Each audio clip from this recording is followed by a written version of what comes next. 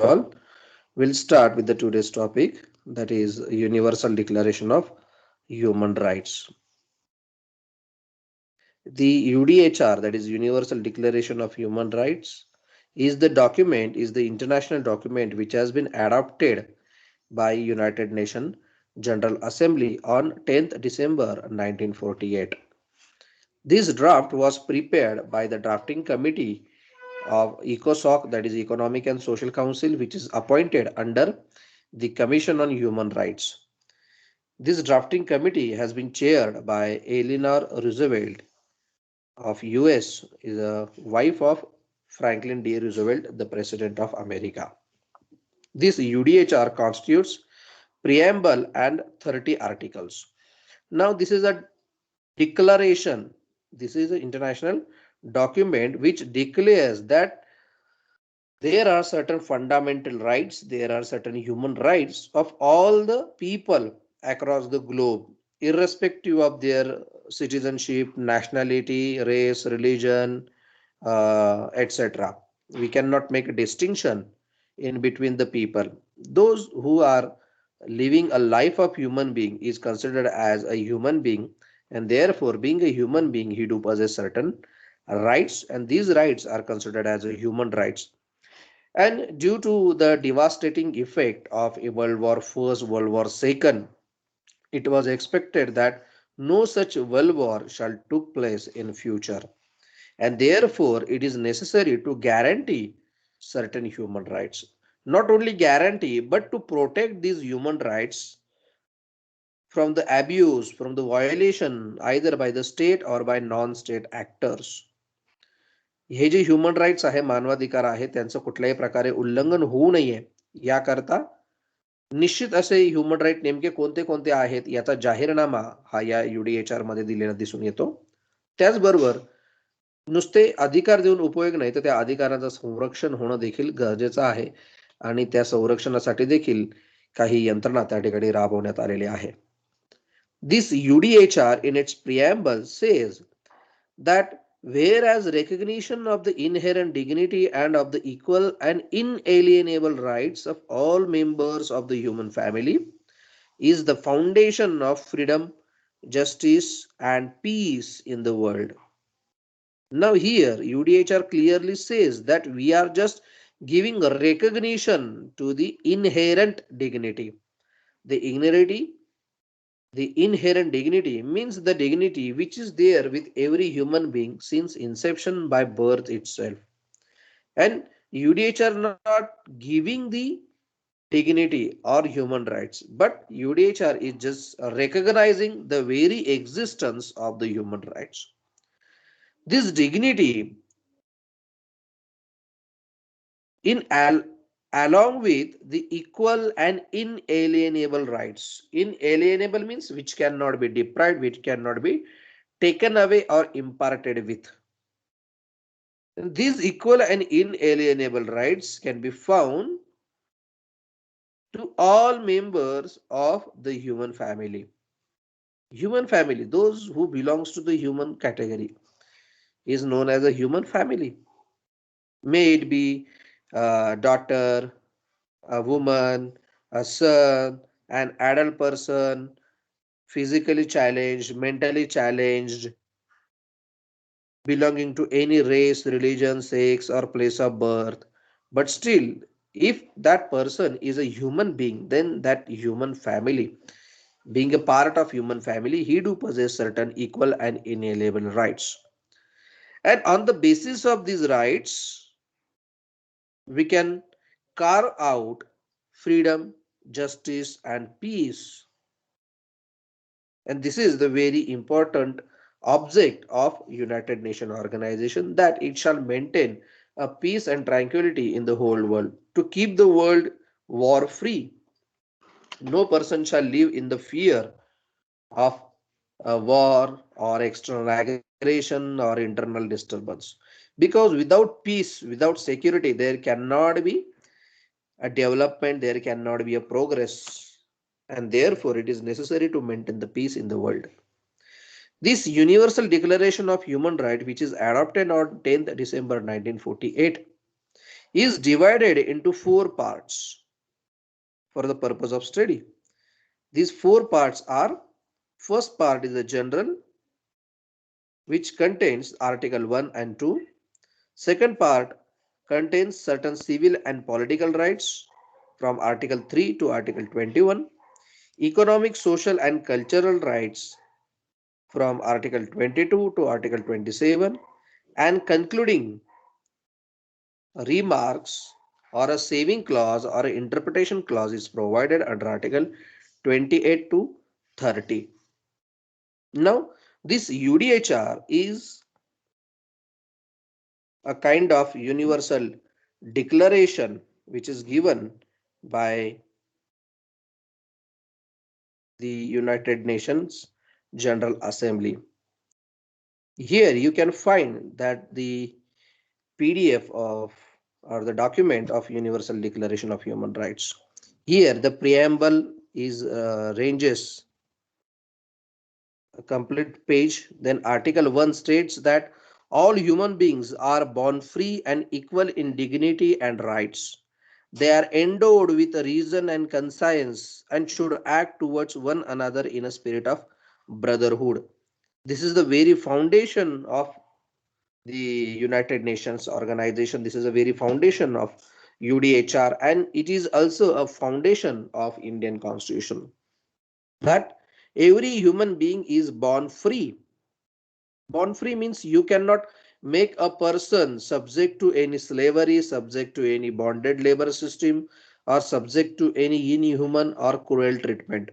And therefore, the word is used that every person born with free and equal in dignity and rights. Every person without any kind of distinction is equal, that is equality before law and equal protection of law. Not only equal in dignity but equal in rights. Though the person belongs to any class, any sex, any category, any religion, any nationality, still he do possess certain rights. And this is guaranteed by Universal Declaration of Human Rights. They are endowed with who? All human beings are endowed with reason and conscience. Reason, that is the impact of natural law theory we can find here. Because the natural law theory propagates that every person is a reasonable human being. He can decide what is good, what is bad, what is wrong, what is right. That is, every person is endowed with a reasoning, that is a human reasoning. And conscience. Conscience is a kind of self-determination.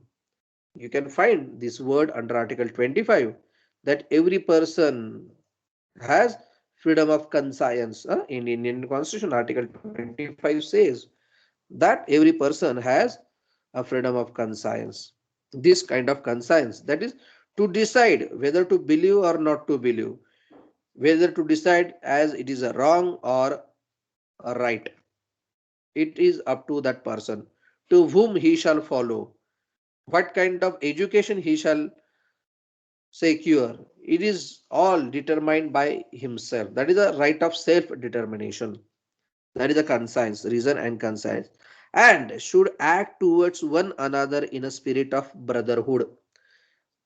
Brotherhood, we all belongs to human family. That sense shall be developed in each and every human being, that we are belonging to this planet, and therefore we all are brothers and sisters. This word, which has been used by first Dr. Swami Vivekananda in a religion conference, uh, wherein he said, all my brothers and sisters. He never said, all my Hindu brothers, all my Christian brothers, or all my Muslim brothers and sisters. He said, no, all my brothers and sisters means this is the spirit of fraternity. This is a spirit of common brotherhood. And therefore, the Sanatana or Vedic Dharma says that we all belong to Vasudhaiva Kutumbakam. All this Vasudha, that is a nature or the planet, universe, is a kind of Kutumba, that is a family. And therefore, Article 1 of UDHR propagates the same thing. Article 2 says that everyone is entitled to all the rights and freedoms set forth in this declaration. Now, this is very important. To whom this declaration is applicable? This declaration is not for the states. This declaration is not for the United Nations. This declaration is not for the international agencies, but this declaration is made towards all persons, to all human beings, those who are living on this planet, those who are living on this earth. And therefore, this declaration gives guarantee to everyone. Everyone is entitled to all the rights and freedoms set forth in this declaration. Okay. How? Without a distinction of any kind. There shall not be a distinction, that is a discrimination. The same thing is adopted under Article 14 and 15 of the Constitution of India, where it is said equality before law and equal protection of law. There cannot be a discrimination on the basis of race, religion, caste, sex, place of birth, etc. The same thing is here, without distinction of any kind, such as race, color, sex, language, religion, political or other opinion, national or social origin, property, birth, or other status. Means you cannot make distinction on the basis of these grounds. Furthermore, no distinction shall be made on the basis of political, jurisdictional, or international status of the country or territory to which a person belongs, whether it be an independent, trust, non-self-governing, or under any other limitation of sovereignty. But every person, only the condition is that he is a human being, and therefore being a human being he do possess certain rights which are declared in this declaration. Okay, means Article 2 provides the scope, the applicability of UDHR. Okay, then Article 3 says that everyone has a right to life, liberty, and security of person. This is reflected under Article 21 of the Constitution. That is the right to life and personal liberty. Here Article 3 says that every person, everyone has the right to life, liberty, and security of person. Security of person means security of personal body, free from injury, free from external aggression, threat, or assault. That is the security of person. Unwarranted handcuffing cannot be made, unwarranted arrest cannot be made, unwarranted injury cannot be done to any person. That is the security of person. Okay, life, liberty, and security. Then Article 4, that no one shall be held in slavery or servitude. Slavery and the slave trade shall be prohibited in all their forms. Slavery, that is gulamgiri, is prohibited, totally prohibited. That is the bonded labor system is prohibited. The same thing is adopted in Indian Constitution also. The slavery is prohibited. No person shall be held in slavery or servitude. You have to pay to the person for the work, for the services which he has rendered. You cannot ask him to do voluntary services. Of course, voluntary services, that is voluntary not injuria, is there. Those who wish to work as a volunteers, they are free. But those who do not want to do as a voluntary work, they have to be paid. That is, you cannot treat them as a slaves. Next, Article 5. No one shall be subjected to torture or to cruel, inhuman, or degrading treatment or punishment. This is especially with the object of prisoners of wars, to the refugees, to the legal, illegal migrants, immigrants, those who are traveling from one country to another. And therefore, Article 5 has a very international importance. That no one shall be subjected to torture or to cruel, inhuman, or degrading treatment or punishment. That you should behave, you should treat every person with equal respect, with equal human rights. You have to maintain the dignity of each and every individual, though he is a person who is a legal or illegal immigrant or migrant, but still he has certain his situations. Therefore, the person shall not be held in servitude, shall not be held for cruel or inhuman treatment. Okay, we shall maintain the dignity of such person. Then many more such articles you can find, up to 30 articles this UDHR is there.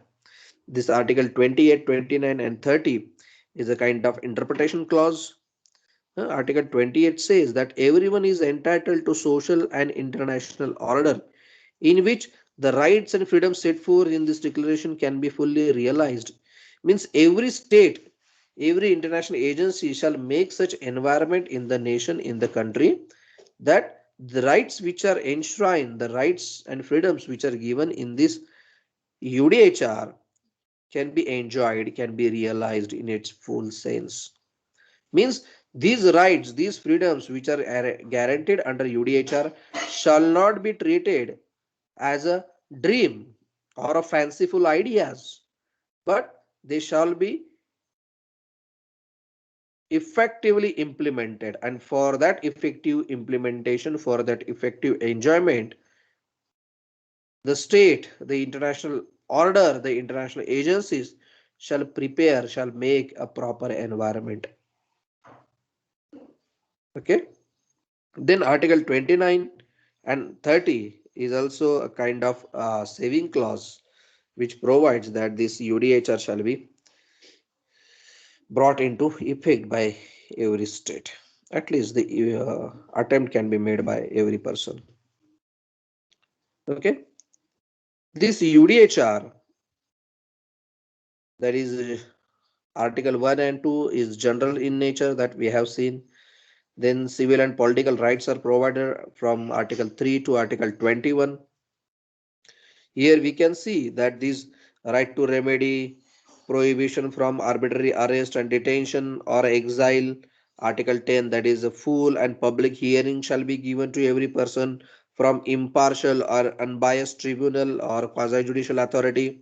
Then every person has a right to presume himself as innocent unless and until the offense or guilt is proved beyond reasonable doubt.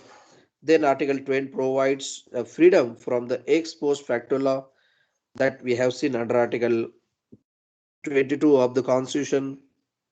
Then the economic and cultural rights are provided under UDHR from Article 22 to Article 27. Article 22, which provides right to right to social right to social security, realization of economic, social, and cultural rights. Article 23 provided paragraph 1, 2, 3, and 4. Article 23, which provides that every person shall have a right to work and free choice of employment. He will decide what kind of job, what kind of work he want to do. Then in every such employment, every such place of work shall have just and favorable conditions of work.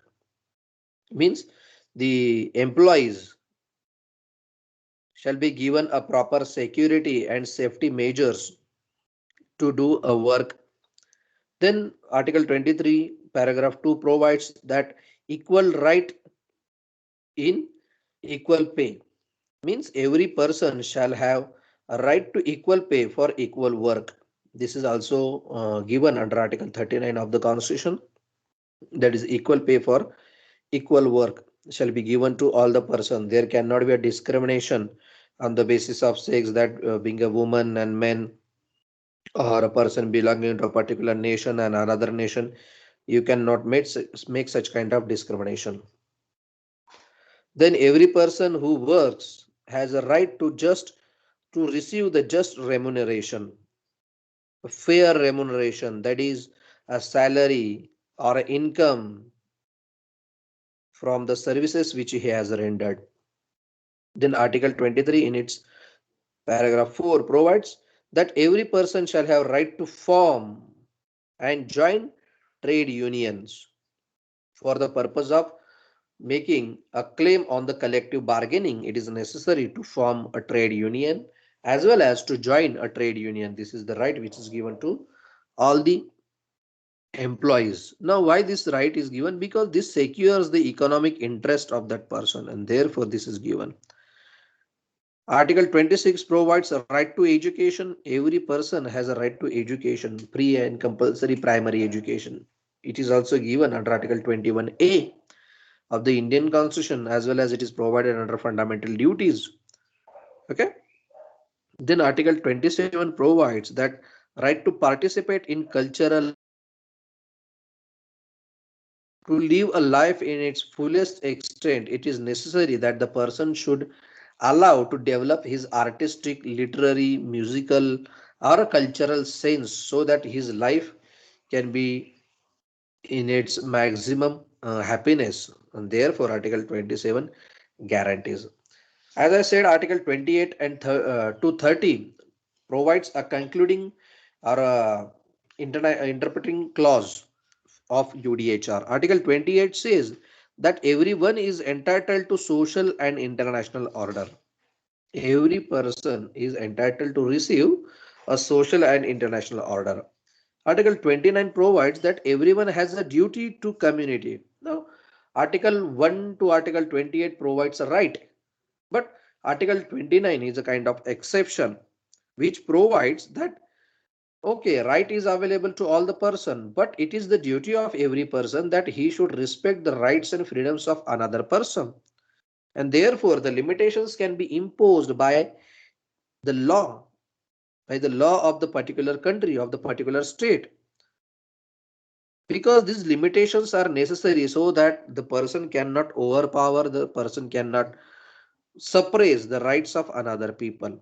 And therefore, these limitations can be imposed by the law, so that the rights and freedoms shall not be exercised contrary to the purpose and principles of United Nations also. You have rights and freedoms, but you cannot exercise these rights and freedoms against the purposes and principles of United Nations. The purpose and principle of United Nations is to maintain the international peace and order, to guarantee the rights and freedoms to each and every individual on this universe. And therefore, this is the purpose of United Nations. Your rights and freedoms cannot be exercised against those purpose and principles. And Article 30 provides a rules of interpretation, that is a saving clause, that no principle, no right shall be used against the rights and freedoms of another person. The state shall not make any such law which shall deprive, which shall suppress the rights and freedoms guaranteed under this declaration. No right and freedoms which are guaranteed, which are given in this international document, is against the sovereignty of any state. But this is a kind of declaration. The state shall receive a kind of sense, a light from this declaration. This declaration does not mean an interference with the sovereignty of any state, and therefore this UDHR shall not be interpreted as a hurdle, as an obstacle to any sovereign state, but these are for the purpose of enlarging the freedoms and rights of each and every individual. While discussing UDHR, I told you that this UDHR is also reflected on the Constitution of India. Many provisions of the Constitution of India has been drafted in the light of these rights and freedoms which are guaranteed under UDHR. ज्यावेळी भारताचं संविधान तयार होत होतं 1949 मध्ये, त्याच्या आधीच UDHR available झालं होतं 1948 मध्ये, आणि त्यामुळे UDHR मधल्या बऱ्याचशा प्रोव्हिजन या भारतीय संविधानात पर्टिक्युलरली पार्ट 3 आणि पार्ट 4 मध्ये आपल्याला दिसून येतात. Okay, then we'll see another international document, that is International Covenant on Civil and Political Rights. This has been drafted by the Commission on the Human Rights, the United Nations Commission on Human Rights, which is chaired by Eleanor Roosevelt. This document has been adopted by United Nations General Assembly on 16th December 1966. UDHR is a kind of declaration, is a kind of general rule which is applicable to all, but it was not of binding in nature. And therefore, it was thought necessary that we should have a kind of document which has a binding force, which is legally binding on all the signatory states. The state who will signature on this international covenant on civil and political rights, this international instrument is binding on all those states, that they should not violate, they should not infringe the rights which are guaranteed under this covenant, and therefore the covenant is nothing but the binding agreement. And therefore, though the UDHR is drafted, but it is a general rule, it was not having a binding force, and therefore it was thought necessary to have a kind of document which is binding on the states, because this will give a effective remedy to the people in case there is a violation of any such civil and political rights. Okay, and therefore this has been drafted, adopted by General Assembly on 16th December 1966. International Covenant on Civil and Political Rights, which is commonly known as ICCPR, have 53 articles containing preamble, general provisions from Article 1 to 3 and 5. Article 4 provides rights in emergency, that is a curtailment of these rights. Substantive rights, which are given from Article 6 to 27. This is the important part. This is the enforcement machinery. In case of violation of any of these rights, which are given under Article 6 to 27, by way of this enforcement machinery, which is described under Article 28 to 45, we can enforce the rights. Article 46 and 47 provides a interpretation or a saving provisions of ICCPR, and further Article 48 to 53 provides a concluding provisions of this ICCPR. Okay, we'll have a short look, a quick look on this ICCPR. Article 1 of ICCPR provides that all peoples have the right to self-determination, that how they want to live their life in a political, economic, social or cultural development. All the people have a right to self-determination. Article 22 says that each state shall respect and to ensure to all individuals the rights which are given, the freedoms which are given or enshrined under this covenant. Then Article 3 provides a principle of equal right of men and women to enjoyment of all civil and political rights. Principle of equal right of men and women means you cannot discriminate on the basis of sex. Though the men and women do enjoy a common equal right, civil or political rights. Okay. Then Article 4 provides rights in public emergency, that whenever there is a threat to the public order, whenever there is a threat to the state, then the state is free to take measures wherein the certain civil and political rights can be curtailed, can be limited, can be restricted. And therefore, clause Article 4 is a kind of exception to this article which has provided under the covenant. Then Article 5 provides that no person, no agency shall have right to engage itself in any activity which may destroy any of the rights or the freedoms which are guaranteed under this ICCPR. That you cannot have such kind of right by which you can destroy, by which you can uh, curtail the rights which are given under this covenant, and therefore this is also kind of a negative obligation on the state. Article 6 provides a right to life, which we have seen under UDHR also and in Indian Constitution also. Article 7 provides prohibition of torture, a prohibition of torture, cruel treatment, inhuman treatment, degrading treatment to any person. No person shall be subjected to such kind of cruel or inhuman treatment. Article 8 provides that there shall be a prohibition on slavery or a kind of servitude. No person shall be held as a slave because this is a gross violation of the rights, civil and political. Article 9 provides a right to liberty and freedom from arbitrary arrest. Article 10 right to be treated with humanity.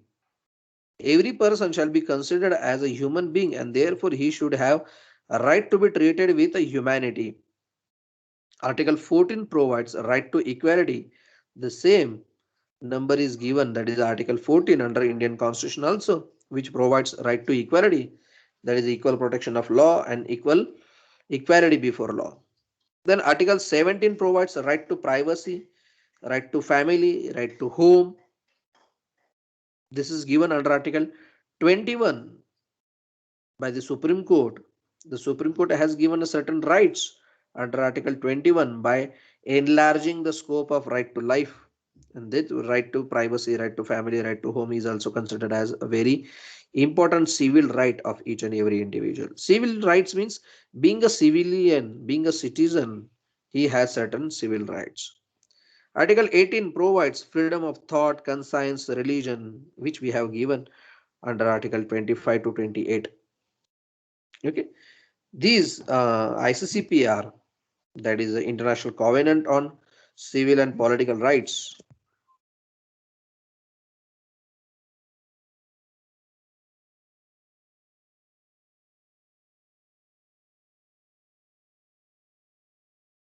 This International Covenant on Civil and Political Rights has been adopted by the General Assembly of the United Nations on 19 December 1966, and simultaneously an optional protocol to this covenant has also been adopted on the same date, that is the 19 December 1966. This is a multilateral treaty, as you have studied under international law, that is a treaties, bilateral treaties, multilateral treaties. The state which are parties to the covenant, they are also given the date on which it has been ratified by the state. Ratification and accession. Here you can see the part 1, part 2. Part 1 contains 3 articles. Hmm, you can see that this part 1, part 2, part 3. Part 3, article 6 provides that every human being has the inherent right to life. This shall be protected by law. No one shall be arbitrarily deprived of his life. This article 6, which is reflected under article 21 of the Constitution of India, that no person shall be deprived of his right to life and personal liberty except according to procedure established by the law. Okay, the same thing is given here under article 6. Every human being has the inherent right to life, and this right shall be protected by law. Means the state shall make such kind of law by which this right to life can be protected. Then Article 7, no one shall be subjected to torture or to cruel or inhuman or degrading treatment or punishment. In particular, no one shall be subjected without his free consent to medical or scientific experimentation. Okay. Now this is very important, particularly in this pandemic situation. No one shall be subjected to any kind of medical or scientific experiment unless and until his free consent is adopted. Hmm? Free consent. The concept which you have seen under Indian Contract Act, that is the consent shall be considered as a free if it is not under undue influence, coercion, mistake, misrepresentation, etc. Okay, if you want to try any medical treatment, any medical experiment, then you have to take informed consent of that person. Informed consent is a kind of medical term which you use in the forensic sciences. Article 8 provides no one shall be held in slavery. Slavery and the slave trade in all their forms shall be prohibited. Means such kind of rights has been given under this Covenant on Civil and Political Rights. You can see here 92 pages are there. Okay, these 53 articles are provided, and then on the next page, the states which have adopted this constitution, the list is given with the date. These 53 articles are provided under International Covenant on Civil and Political Rights. Okay, then moving further, we'll see International Covenant on Economic, Social and Cultural Rights. This has also been adopted on 16 December 1966. This international covenant contains 31 articles which are divided under preamble, general provisions from Article 1 to 5, substantive rights from Article 6 to 15, implementation or mechanism under Article 16 to 25, and concluding provisions from Article 26 to 31. Okay, this Article 6, for example, Article 6 of this International Covenant on Economic, Social and Cultural Rights provides right to work shall be freely chosen. Every person has to decide what kind of employment, what kind of job he want to do. He has a right to choice to decide about his work. And if he do work, he has a right to receive just and favorable conditions of work. Then right to form trade union and to join such trade union. Right to social security, rights relating to family, motherhood, free consent to marriage, etc. All these are economic, social and cultural rights of every human being. By these rights, he can live his life in its fullest extent, and therefore, these kind of rights have been provided under International Covenant on Economic, Social, and Cultural Rights. Here you can see the document of International Covenant on Economic, Social, and Cultural Right. Okay, it came into effect from 3rd January 1976. Though it has been adopted by the General Assembly in the year 1966, but it took 10 years to implement these rights because these rights depends upon the economic development, the social development of particular country, and therefore this took 10 years to get implemented. Okay, here you can see the part 1, article 1 provides that all peoples have the right of self determination.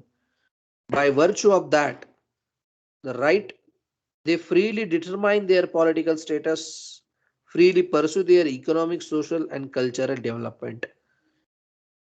Right of self determination means what kind of job, what kind of economic activity, political activity, social activity he wants to engage in. He has a right of, means you cannot force that person, you cannot compel that person, you cannot have a bonded labor system.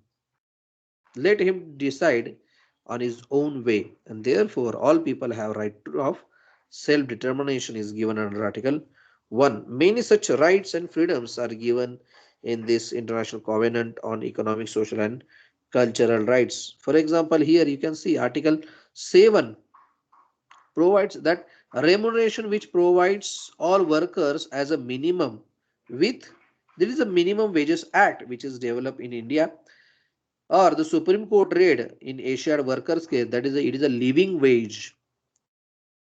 Here you can see the fair wages and equal remuneration for work of equal value without distinction of any kind. If the person is engaged in the same kind of work, then all those persons, all those employees shall have a right to receive equal remuneration. You cannot make a distinction that he belongs to my country and that belongs to another country, and therefore the distinction can be made in the salary. No, you cannot made such kind of distinction.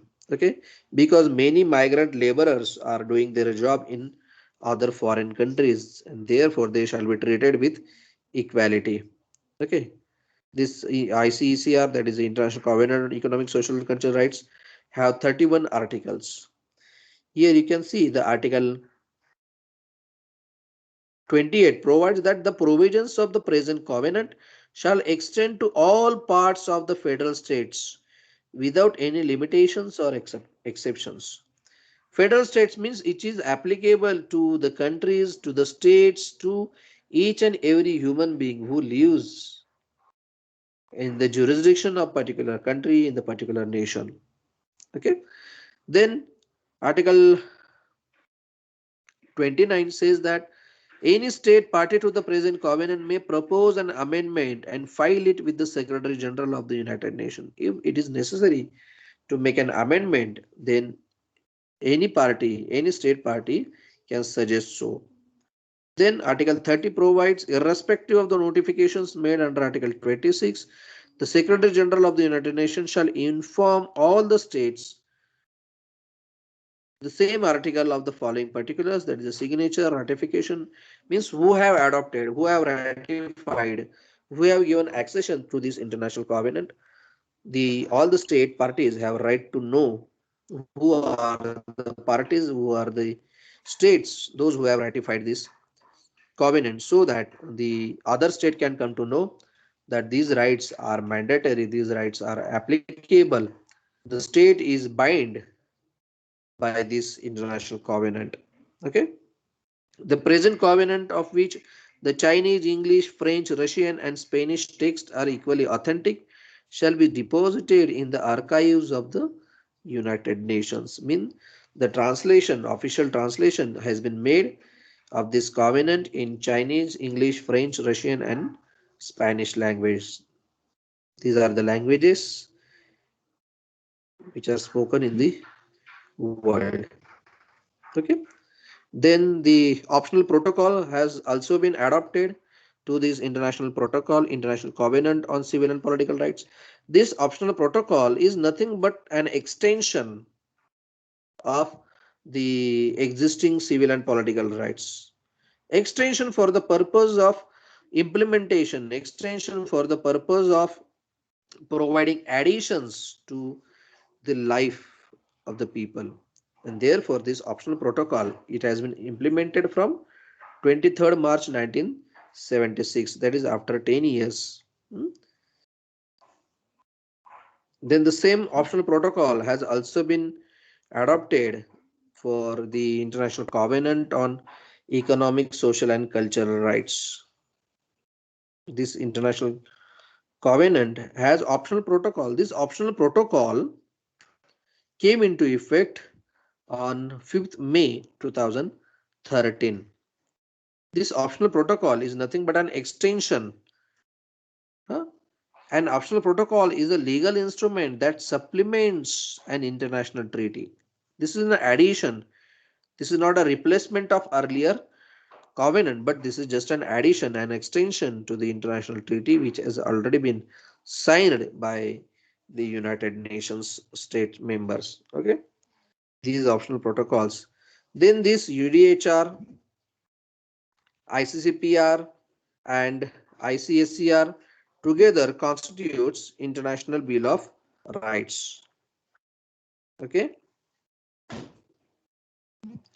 This International Bill of Rights has played a very pivotal role in the formation of constitution of different countries, and all the countries have formulated their document in the light of this International Bill of Rights.